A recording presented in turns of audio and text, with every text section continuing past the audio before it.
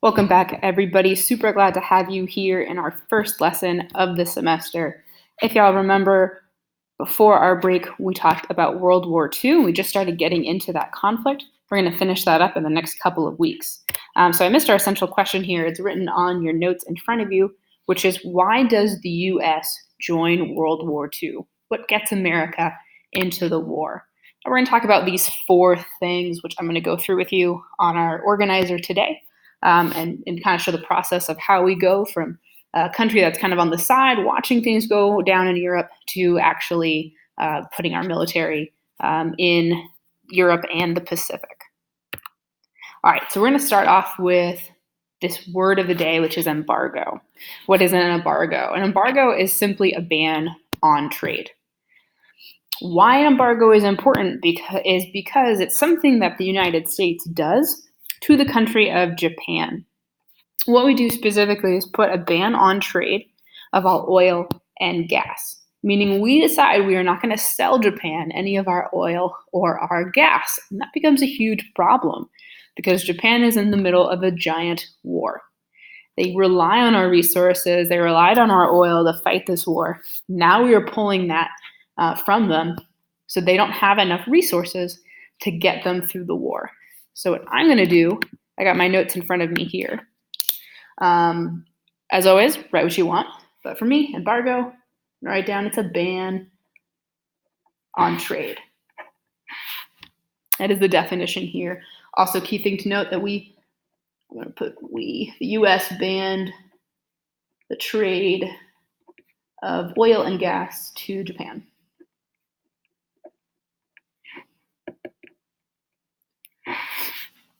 Putting a little sad face there because that is something that's definitely going to irritate Japan. Like I said, they're fighting a war. They need that supplies. Here's the United States putting ourselves in the way of them fighting that war. And so the result is an event you've probably heard of called Pearl Harbor. Sorry about that, guys. Pearl Harbor is like the big, if we're looking at America joining World War II as cause and effect, Pearl Harbor is absolutely the cause of America joining World War II. Pearl Harbor was a military base in Hawaii, and it was attacked by Japan, which was an Axis power. It was attacked by Japan because we put an embargo on our supplies to them. Oops, man, a couple weeks from the computer, I'm already getting sloppy. All right, so we go back to our notes here. Pearl Harbor, I'm going to jot down. This is a military base in Hawaii. I'm abbreviating. Japan, I'm going to put attacks Pearl Harbor, and kind of like my arrows here are showing you, Japan attacks Pearl Harbor, and that causes the United States to join World War II.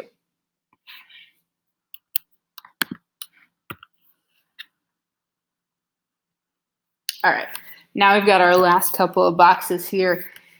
So Japan attacks Pearl Harbor, America is finally into the war. Well, what next? Well, what's next is something called an executive order. We're going to be looking at this executive order and its effect in our stations. In fact, we'll spend most of class talking about this. So we're just getting an overview right now. But an executive order is an official decision or a rule which is made by the president at the time. The president we're going to be talking about for this unit and next, his name is Franklin Delano Roosevelt. You can just write FDR. He's got a big name.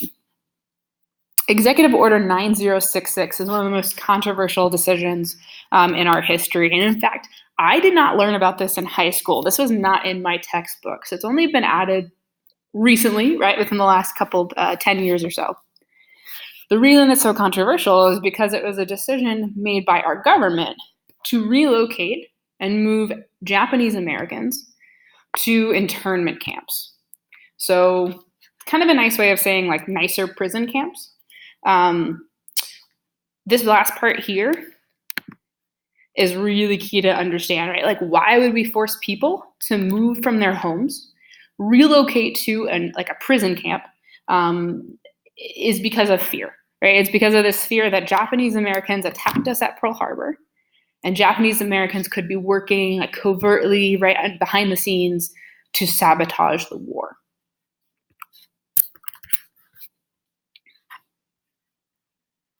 I'm going to go back to my notes here. Add a couple things. U.S. joins World War II with the Allies. I'm going to add. And of course, here under Executive Order 9066, I'm going to write this term Japanese internment. That's what we're going to be looking at in our classwork today. Executive Order 9066 is going to relocate Japanese Americans to internment, aka prison camps. Interned is, again, just kind of like a nicer way of saying imprisoned. Let's see. I don't want to get too into it because, of course, we're going to be spending most of class on it. That's good enough for a little overview. And last thing I want to talk about is a court case. Once this guy loads, awesome. So Korematsu versus United States. That's the one here in big and bold on your notes. That was a Supreme Court case that actually allowed internment to happen.